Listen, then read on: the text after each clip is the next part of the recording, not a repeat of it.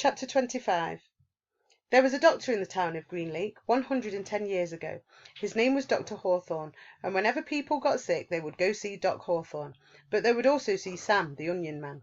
"Onions, sweet fresh onions," Sam would call as he and his donkey Mary Lou walked up and down the dirt roads of Greenlake. Mary Lou pulled a cart full of onions. Sam's onion field was somewhere on the other side of the lake. Once or twice a week he would tow across the lake and pick a new batch to fill the cart. Sam had big strong arms, but it would still take all day for him to row across the lake and another day for him to return. Most of the time he would leave Mary Lou in a shed, which the walkers let him use at no charge, but sometimes he would take Mary Lou on his boat with him. Sam claimed that Mary Lou was almost 50 years old, which was and still is extraordinarily old for a donkey. "She eats nothing but raw onions," Sam would say, holding up a white onion between his dark fingers. "It's nature's magic vegetable. If a person ate nothing but raw onions, he could live to be 200 years old." Sam was not much older than 20, so nobody was quite sure that Mary Lou was really as old as he said she was. How would he know? Still, nobody ever argued with Sam, and whenever they were sick, they would go not only to Doc Hawthorne, but also to Sam. Sam always gave the same advice: eat plenty of onions. He said that onions were good for the digestion, the liver, the stomach, the lungs, the heart, and the brain. If you don't believe me, just look at old Mary Lou here. She's never been sick a day in her life. He also had many different ointments, lotions, syrups, and pastes, all made out of onion juice and different parts of the onion plant. This one cured asthma, that one for warts and pimples, another was a remedy for arthritis. He even had a special ointment which he claimed would cure baldness. "Just rub it on your husband's head every night when he's sleeping, Mrs. Collingwood, and soon his hair will be as thick and long as Mary Lou's tail." Doc Hawthorne did not resent Sam. The folks of Greenlake were afraid to take chances. They would get regular medicine from Doc Hawthorne and onion concoctions from Sam. After they got over their illnesses, no one could be sure, and not even Doc Hawthorne, which of the two treatments had done the trick. Doc Hawthorne was almost completely bald, and in the morning his head often smelled like onions. Whenever Catherine Barlow brought onions, she always brought an extra one or two, and would let Mary Lou eat them out of her hand. "Is something wrong?" Sam asked her one day as she was feeding Mary Lou. She seemed distracted. "Oh, just the weather," said Miss Catherine. "It looks like rain clouds moving in." "Me and Mary Lou, we like the rain," said Sam. "Oh, I like it fine," said Miss Catherine as she rubbed the donkey's rough hair on the top of his head. "It's just that the roof leaks in the schoolhouse." "I can fix that," said Sam. "What are you going to do?" Catherine joked. "Fill the holes with onion paste?" Sam laughed. "I'm good with my hands," he told her. "I built my own boat. If it leaked, I'd be in big trouble." Catherine couldn't help but notice his big, strong, firm hands. They made a deal. He agreed to fix the leaky roof in exchange for 6 jars of spiced peaches. It took Sam a week to fix the roof because he could only work in the afternoons, after school let out and before night classes began. Sam wasn't allowed to attend classes because he was a Negro, but they let him fix the building. Miss Catherine usually stayed in the schoolhouse, grading papers and such, while Sam worked on the roof. She enjoyed what little conversation they were able to have, shouting up and down to each other. She was surprised by his interest in poetry. When he took a break, she would sometimes read a poem to him. On more than one occasion she would start to read a poem by Poe or Longfellow, only to hear him finish it for her from memory. She was sad when the roof was finished. "Is something wrong?" he asked. "No, you did a wonderful job," she said. "It's just that the windows won't open. The children and I would enjoy a breeze now and then." "I can fix that," said Sam. She gave him 2 more jars of peaches and Sam fixed the windows. It was easier to talk to him when he was working on the windows. He told her about his secret onion field on the other side of the lake, where the onions grow all year round and the water runs uphill. When the windows were fixed, she complained that her desk wobbled. "I can fix that," said Sam. The next time she saw him, she mentioned that the door doesn't hang straight, and she got to spend another afternoon with him while he fixed the door. By the end of the first semester, Onion Sam had turned the old run-down schoolhouse into a well-crafted, freshly painted jewel of a building that the whole town was proud of. People passing by would stop and admire it. "That's our schoolhouse. It shows how much we value education here in Greenlake." The only person who wasn't happy with it was Miss Catherine. She had run out of things to be fixed. She sat at her desk one afternoon, listening to the pitter-patter of rain on the roof. No water leaked into the classroom except for the few drops that came from her eyes. "Onions, hot sweet onions," Sam called out on the street. She ran to him. She wanted to throw her arms around him, but couldn't bring herself to do it.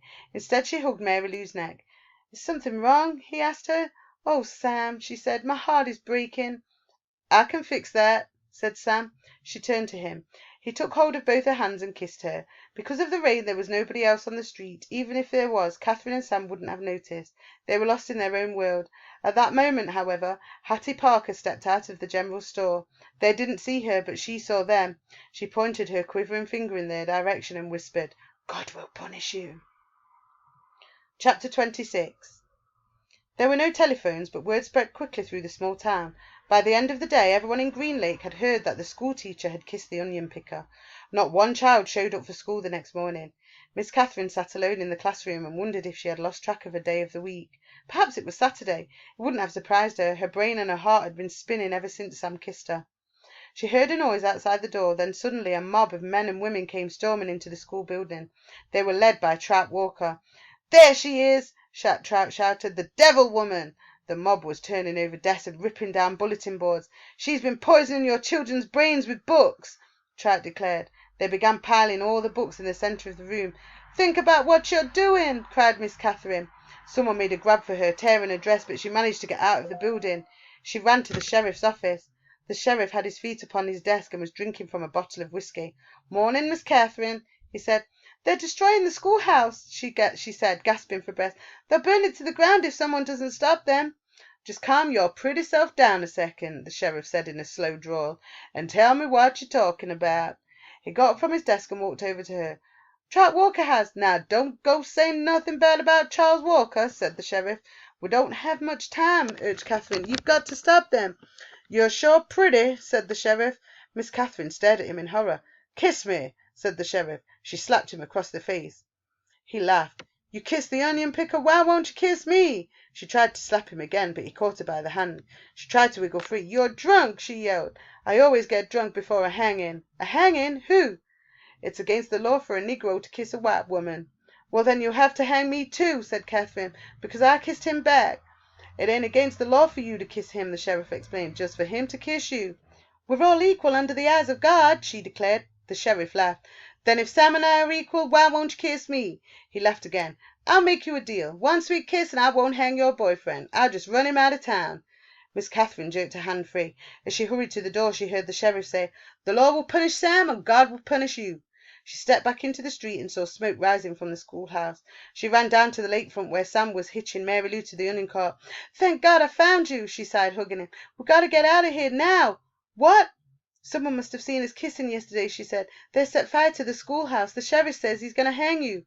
Sam hesitated for a moment, as if he couldn't quite believe it. He didn't want to believe it. "Come on, Mary Lou." "We have to leave Mary Lou behind," said Catherine. Sam stared at her a moment. There were tears in his eyes. "Okay." Sam's boat was in the water, tied to a tree by a long rope. He untied it and they waded through the water and climbed aboard. His powerful arms rowed them away from the shore, but his powerful arms were no match for Trout Walker's motorized boat. They were little more than halfway across the lake when Miss Catherine heard the loud roar of the engine. Then she saw the ugly black smoke. These are the facts. The Walker boat smashed into Sam's boat. Sam was shot and killed in the water. Catherine Barlow was rescued against her wishes. When they returned to the shore, she saw Mary Lou's body lying on the ground. The donkey had been shot in the head. That all happened 110 years ago. Since then, not one drop of rain has fallen on Green Lake. You make this decision. Who did God punish? 3 days after Sam's death, Miss Catherine shot the sheriff while he was sitting in his chair drinking a cup of coffee. Then she carefully applied a fresh coat of red lipstick and gave him the kiss he asked for. For the next 20 years, Kissing Kate Barlow was one of the most feared outlaws in all of the West. Chapter 27. Stanley dug his shovel into the ground. His hole was about 3½ feet deep in the centre. He grunted as he pried up some dirt, then flung it off to the side. The sun was almost directly overhead. He glanced at his canteen lying beside his hole. He knew it was half full, but he didn't take a drink just yet. He had to drink sparingly because he didn't know who would be driving the water truck the next time it came.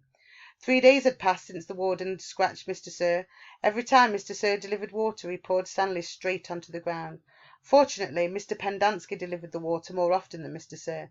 Mr. Pendanski was obviously aware of what Mr. Sir was doing, because he always gave Stanley a little extra. He'd fill Stanley's canteen, then let Stanley take a long drink, then top it off for him.